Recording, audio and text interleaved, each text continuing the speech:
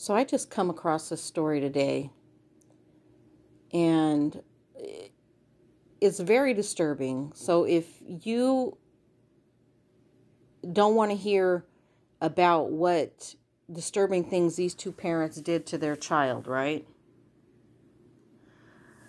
I would suggest to click off of this video, because I want to break down what the woman who did the autopsy said she found, or they found, when they found this little infant's body, right? It's very disturbing. Both parents are drug addicts, okay? The baby was initially taken away from both parents. The mother, especially, because she was abusive to the child. So she was told to leave the home, and the father was given custody of the baby, okay? But the two of them still had a relationship with each other. So he allowed the mother to come back. And when she came back, okay, let me backtrack. So the baby was given to foster parents. The foster mother said to CPS, please don't give this baby back to the parents, because I feel like something bad is going to happen to the baby. That's what the foster mother said, right? But CPS gave the baby back to the father, and the mother was not supposed to be in the house. However, he allowed her back, and they abused this child. This was an infant. This baby was like a newborn. It was a newborn baby. And when you hear what the woman that did the autopsy says, it's going to very much disturb you, because how they put this baby in 2 crates in a well. But the description of how the crates were done together, with chains and padlocks and with zip ties and with the metal wires going through the crate to lock the crate up. It was almost as if they were doing a witchcraft ritual on this baby, okay?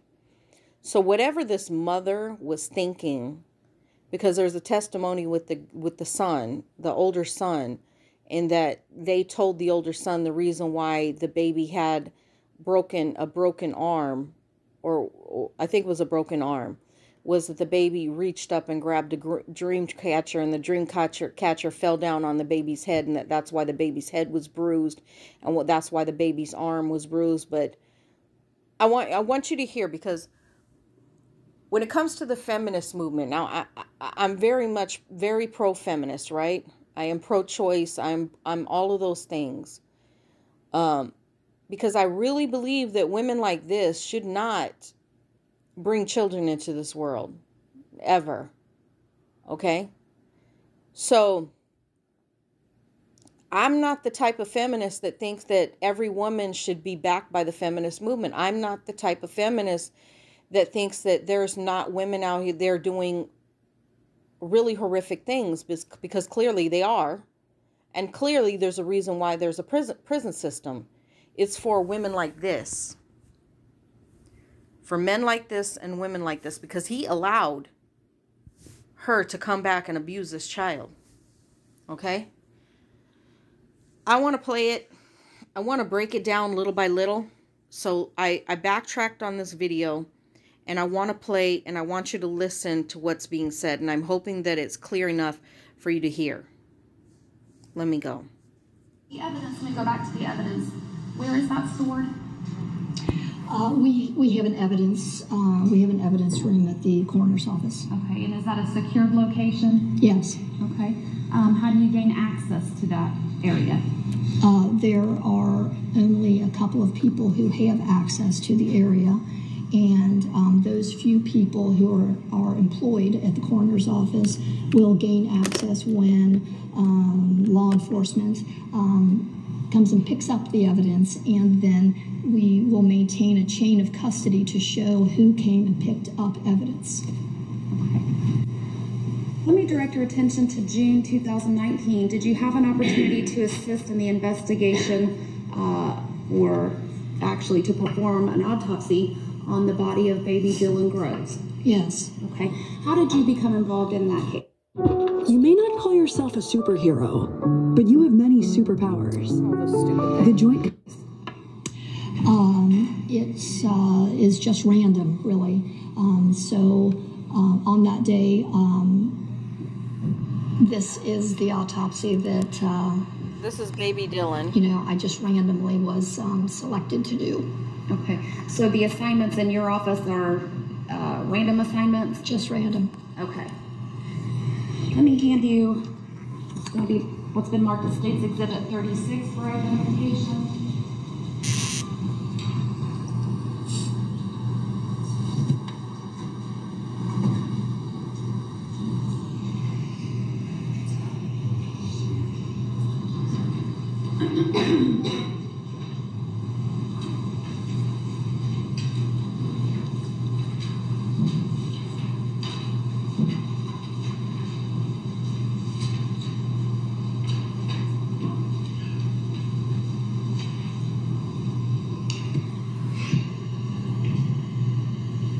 I'm hoping this is clear enough for you to hear. Even if you can take a look at State's Exhibit 36.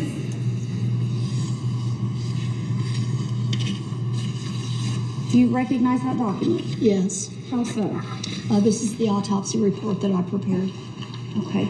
And included with the autopsy report is also a toxicology report. Yes. And then also an evidence log or inventory sheet.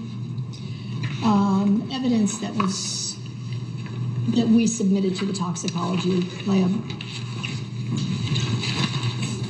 And is that a true and accurate representation of the services performed there at the Montgomery County Coroner's Office in reference to baby Dylan's body? Yes. Okay. Let me ask you, Dr. Brown, to explain to the jury what you received and how you received it. Mm-hmm. Just the initial package. So we received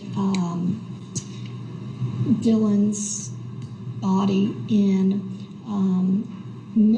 two milk crates that were put together, the open end put together, so open end to open end, and these milk crates were secured together by a chain with multiple padlocks, metal wires, and zip ties. Let me hand you what's been marked as State's Exhibit 37 through 44 for identification.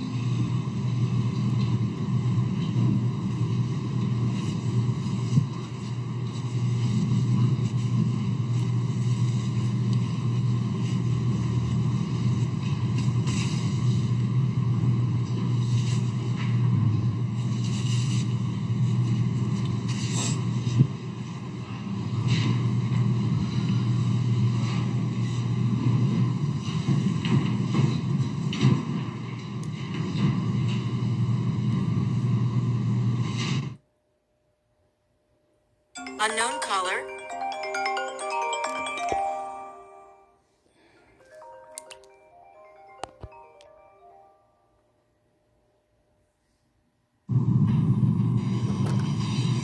Doctor, if you could take a look through those photographs and advise the jury if you recognize them.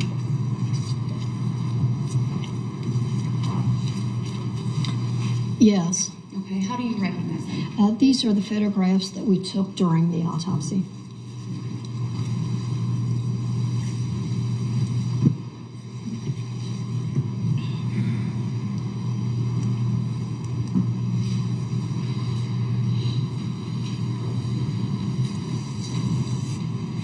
Doctor, if you would, explain to the members of the jury what's depicted in this photograph. So this is what I was describing, these two milk crates that are secured together with a thick chain, which is woven in through these handles to hold these two milk crates secured together. And then the chain is further secured by padlocks, and the other ends of the milk crates secured by metal wires and zip ties.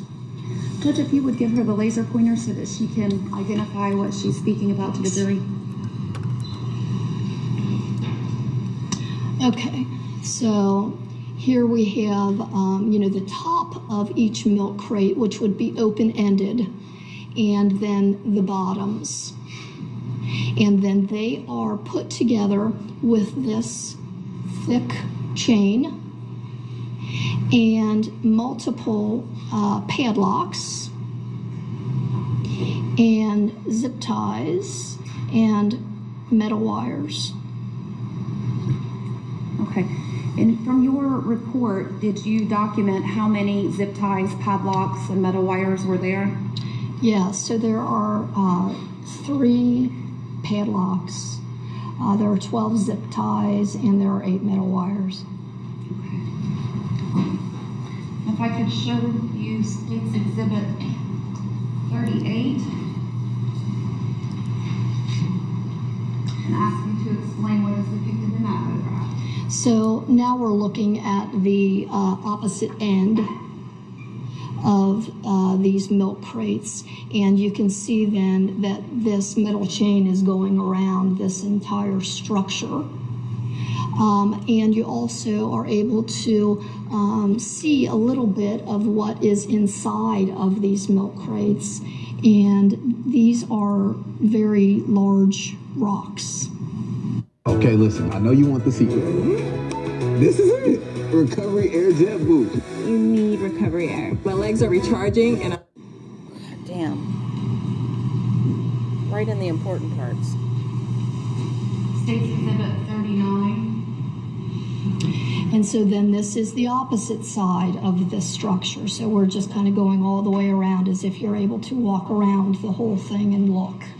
And so also then on this side, the same type setup with the chain and padlocks. State's Exhibit 40. And so now we've completed the circle here with the opposite end. And again, the chain.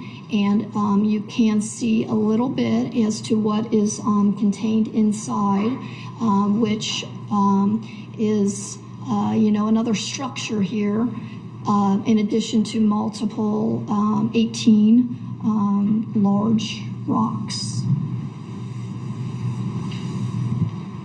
State's Exhibit 41.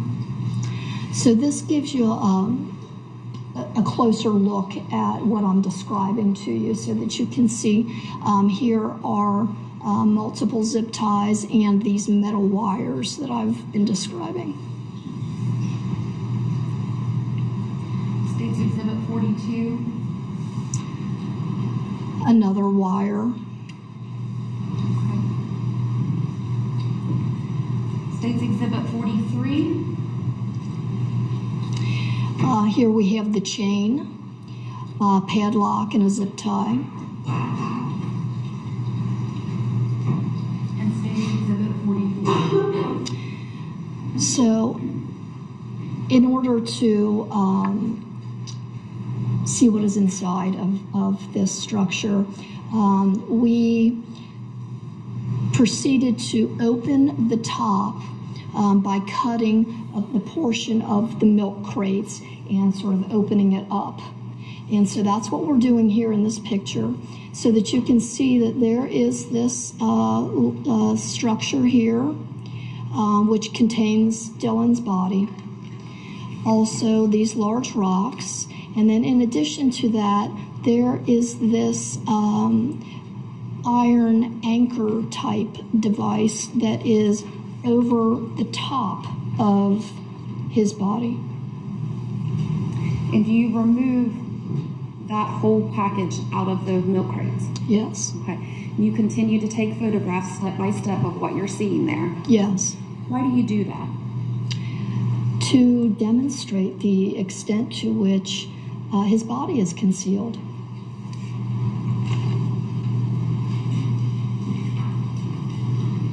This time I would ask the witness to identify State's Exhibit 46 through 55, record reflectors showing those to defense counsel.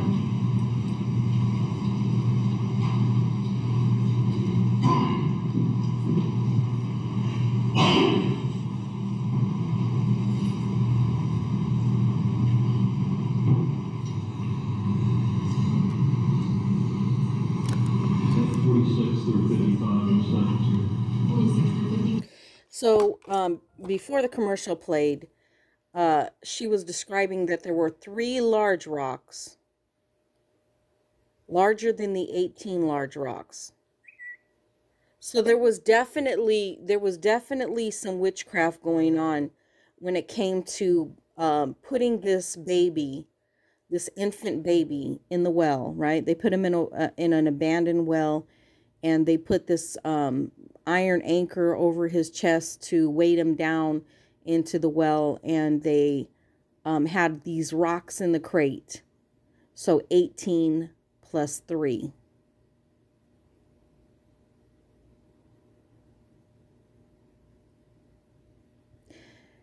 I just want to say, men and women who are drug users allow themselves to be used by different spiritual forces, demonic forces. And the way that this baby, this infant, was abused in that way, and the way that the child was basically disposed, right, or placed in the well, was a spell casting. If you go back and you see the pictures of the parents when they were arrested, you can see the demonic spirits on them, in them, okay, moving them. I want to go more into detail about what this poor little baby went through, but I think it's a little too much, because this lady uses this dream catcher. She's doing, she's speaking on this dream catcher. Meanwhile, her testimony, the mother testimony, is that she dropped the baby. But the baby's autopsy revealed that this child had been abused. This infant had been abused over and over again, because the fractures and the bruises and the things that happened, like the ribs and the arms and the bones, they were healing, which means this wasn't the first time. And clearly it happened before for them to take the child out of her possession and also take the child from the father and put them in foster care. This is where CPS failed, right? Everybody's talking about how they want women to have these babies. They want women to go through pregnancies and stuff. But clearly, and I'm not downing the CPS system all over the different states. However, when you're overburdened with people like this, drug addicted, neglectful parents, right? Mothers and fathers, abusive, they're overwhelmed. There's not really much they can do. But we're talking about wanting women to be forced to have these babies that they clearly don't want. Like this woman did not want her child. She did not nurture this child. Every woman does not have the ability to nurture children. Every woman does not have the ability to keep their child safe, protect their child, nurture, feed. They don't have that in them. This is a case of a mother who does not have that in her. I'm not backing women like that as a feminist. I refuse. Does she need mental, evaluations? Does she need psychiatric help? Yeah, she needs all that. However, the damage is done. Like she's already done the most horrific thing. So the only place that she could be is in prison. And hopefully she never has another child. Hopefully she never has another child. So my thing is, which is worse? You have an abortion, you have women having abortions where the child, actually the spirit of the child can reincarnate in another woman that is actually willing to do the work, to mother that child, to nurture that child, and the father. Because clearly the father failed in this situation as well, because he was with the mother and they both, the way they placed this baby in the well, they're both psychotic. They both were demon possessed. Okay? But I'm not for making women have children that I know the outcome will be something like this. Do you know what I'm saying? And I'm not the type of feminist that I support all women just because they're women. No. First priority is children. That is what needs to be recognized is children first. Children first, above the feminist movement, in my mind. You know, when they come onto this earth, when these children, like this little boy, get here, right? Then the whole system, the whole society need to protect children. Point blank, period. Their first priority. First priority over anything. And then women and men can fight it out when it comes to equality, when it comes to this, when it comes to that. But first priority should be children. And unfortunately, CPS failed this child.